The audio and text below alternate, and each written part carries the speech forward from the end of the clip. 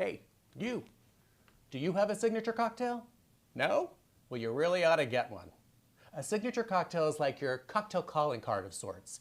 It's an extension of your personality. It signifies your own personal style as much as a signature handshake or your signature perfume. Am I right? Yeah. So today I'm going to show you how you can create your own signature cocktail, and I'm going to show you mine, which just so happens to be called the Marktini. So now it is time to shake things up. Hey everybody, welcome back to my channel. It's me, Mark Addison, and today on Shaking Things Up, we're talking about signature cocktails and why you need to have one. Signature cocktails are really great because they are an extension of your personality, and most importantly, they become an anticipated part of your cocktail parties. So next time your friends pop in unannounced, you can whip up a batch, or you can make a big pitcher to serve at your next occasion that's specifically tailored to you. How do you create your own signature cocktail? Well, you really have to understand the basics first. So start with a classic cocktail recipe, or choose a cocktail that you enjoy when you go out, and then really master that recipe, because then it's simple as changing up ingredients or swapping out spirits and adding flavors that represent your personality. And then it's all about presentation, or as I like to call it, the cocktail attire for your cocktail and its accessories, the garnishes.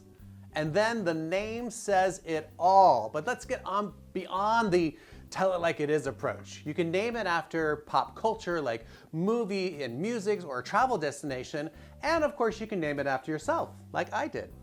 My signature cocktail, the Marktini, is actually based on the Cosmo, the cocktail that took the 90s by storm. It was enjoyed in clubs in New York and Miami before becoming infamous on Sex in the City. But the original Cosmo was created in 1988 at the ODEON in New York City, one of my favorite restaurants to this day. And the classic recipe starts with a citron vodka, Cointreau, lime juice, and just a splash of cranberry juice for that perfectly pink color. God knows I enjoyed my fair share of Cosmos going out in New York City, but when I was at home, I started tinkering it around and infusing it with flavors that I really like, and that's how the Marktini was born. How about I make one for you now? The Marktini recipe is very similar to the Cosmo, where I kept the Cointreau and the lime juice the same, but I swapped out the cranberry juice for a heftier dose of pomegranate juice and replaced the citron vodka with a home-infused orange vodka. I much prefer to infuse my own spirits because it gives you a much more bright and authentic flavor, and it's really easy to do. You simply took about a cup of plain vodka and the peel of half an orange and put it into a mason jar, and I let it sit for a couple of days.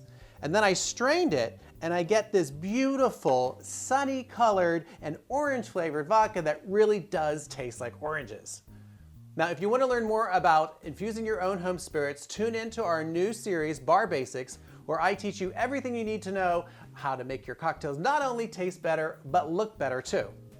So before we can shake up a Marktini, we have to talk about the glass. And I chose this coupe style glass from Waterford Crystal. It's the actual glass that I shot the Marktini in, COCKTAIL Chameleon.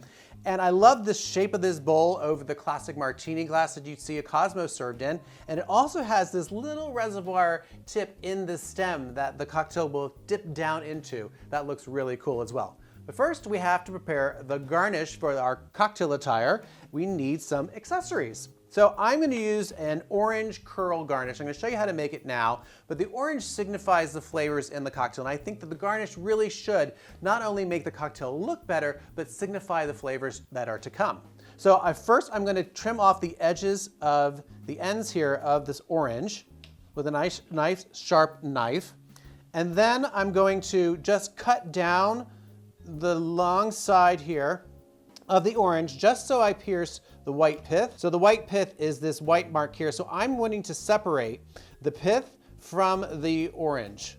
So I'm going to take my thumb and run it along the edge of the meat and the pith, or the pulp and the pith, on one side, flip it over, run it around on the other side. So I'm slowly separating the pith and the peel from the pulp so that I don't break the skin here, because we want to make sure that it stays intact for the effect of this orange peel. Now I'm running my thumb down the center of the orange to release the middle there, and I get one solid orange peel that basically looks like an orange, but is missing its insides.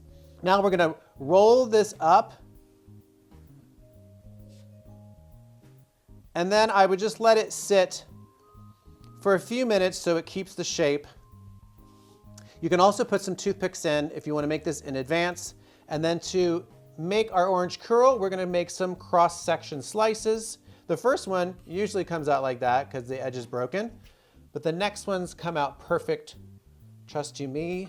Here we are, a gorgeous orange. Oh. Now the next ones come out perfect. Fingers crossed. There we are, a lovely orange curl that's going to go right on the edge of our glass as such. Now it's time to shake up a martini. So today I'm going to be using our 4-piece cocktail shaking set. It's a Boston style shaker. I really like using a Boston shaker because you can do so many things with it. You can shake a cocktail like we're going to do now, or you can mix a cocktail or stir a cocktail, and you can also roll cocktails. So if you'd like to learn more about how to use a Boston style shaker, you can check out our other videos on shaking and stirring cocktails as well as rolling. So first we're going to take our mixing glass and fill it with ice. Okay, so first we're going to take our home infused orange vodka and pour in 2 ounces using our measuring jigger, because I always say you cannot wing a good cocktail. You always have to measure. And to that, we're going to add 1 ounce of our Cointreau, and we're adding just a half of an ounce of our fresh squeezed lime juice. Always use fresh squeezed juices in your cocktails. It makes such a difference in their flavor. And then we're using a full ounce of pomegranate juice.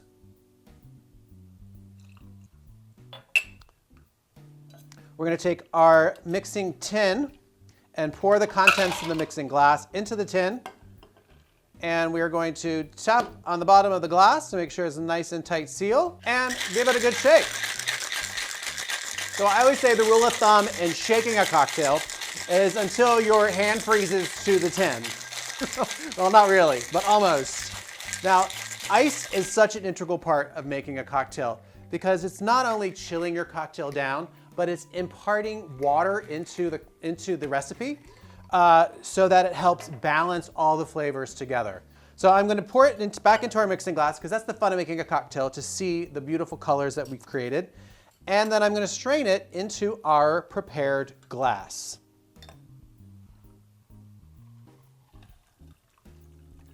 And we always have to use a cocktail napkin because it not only protects your surfaces, but it also is another fun way to emphasize the theme. And I love these Marimekko themed cocktail napkins because the colors match absolutely perfectly to the sunny disposition of the martini. So there we have it. The martini, based on the Cosmo. This cocktail has a much more vibrant and fruity forward flavor that the orange infused vodka really does push through. Thanks so much for watching. If you like this video, leave us a comment below and hit that subscribe button over there. Oh, and here's what's next. Cheers. Good.